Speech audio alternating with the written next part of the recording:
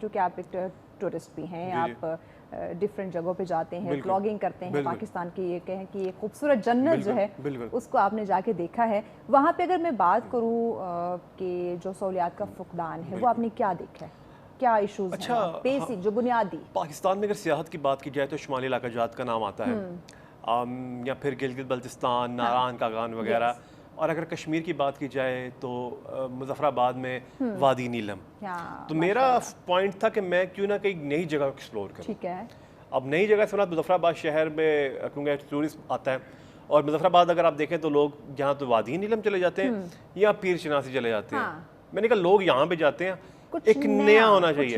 نئے سے مراد یہ کہ میں وادی جہلم پہ میں نے بہت زیادہ اس پہ ایک ہی ایریا ٹارگٹ کیا. اچھا. اور میں آپ کو بتاؤں, میں سچی ٹورزم میں کر رہا ہوں, لیکن میں جاتا ہوں ہر سال وہاں پہ وادی جہلم میں, مظفر آباد میں.